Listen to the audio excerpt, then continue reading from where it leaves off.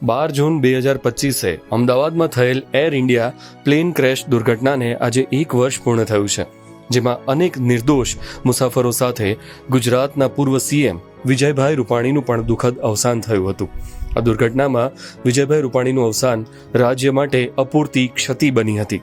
ત્યારે આજ રોજ તેમની પ્રથમ પુણ્યતિથિ નિમિત્તે રાજકોટ ખાતે જૈન વિઝન ગ્રુપ દ્વારા નવકાર મંત્ર જાપનું આયોજન કરવામાં આવ્યું હતું. આ કાર્યક્રમમાં સ્વર્ગસ્થ વિજયભાઈ રૂપાણીનો આખો પરિવાર પણ ઉપસ્થિત રહ્યો હતો. મિલન કોઠારી જૈન વિઝન ગુજરાતના હૃદયમાં સદૈવ સ્થાન પામનાર ગુજરાતના પૂર્વ મુખ્યમંત્રી, રાજકોટના પનોતા પુત્ર શ્રી વિજયભાઈ રૂપાણી અને ફ્લાઇટની દુર્ઘટનામાં દિવગંતોની આત્માના શાંતિના કલ્યાણાર્થે જૈન વિઝને આજે સૂર્યોદયથી લઈને સૂર્યાસ્ત સુધી વિવિધ પ્રકારના આયોજન કરેલ છે, જેની અંદર સવારના નવકાર જાપનું આયોજન કરવામાં આવેલ હતું.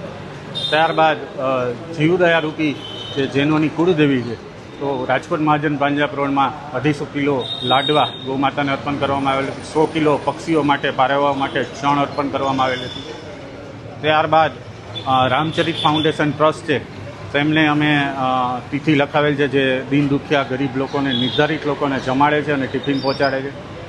રાજકોટનું અગ્રણી સંસ્થા બોલબાલા ચેરિટેબલ ટ્રસ્ટને પણ તેમના ભોજન રથને અમે તિથિ લખાવેલ છે. એવી જ રીતે પૂજ્ય નમ્રમુનિ મહારાજ સાહેબની દ્વારા ચાલતું અરમ યુવા સેના પ્રેરિત ભોજન અમને પણ અમે રથ લખાવેલ છે. ત્યારબાદ પરાસમુનિ મહારાજ સાહેબનો ચાલતું જૈન ભોજનાલયની અંદર જે 10 રૂપિયાના ટોકન ચાર્જમાં જમાડે છે, ત્યાં પણ તિથિ લખાવેલ છે. અને 1 વાગે મુકબુદ્ધિર આશ્રમમાં ધીરજમુનિ મહારાજ સાહેબ પ્રેરિત મુકબુદ્ધિર આશ્રમમાં પણ અમે તિથિ લખાવેલ છે. અને 2:30 વાગે જીવદયા રક્ષા ફાઉન્ડેશન ટ્રસ્ટ સાથે અમે છાશ વિતરણનું આયોજન કરેલ છે. આવા વિવિધ પ્રકારના આયોજનો સવારથી સાંજ સુધી, સૂર્યોદયથી સૂર્યાસ્ત સુધી વિવિધ પ્રકારના આયોજનો દિવગંત આત્માઓની શાંતિના કલ્યાણ છે અને રાજકોટના હૃદયમાં સદૈવ અમર રહેનારા વિજયભાઈ રૂપાણી માટે અમે આ કરેલ છે.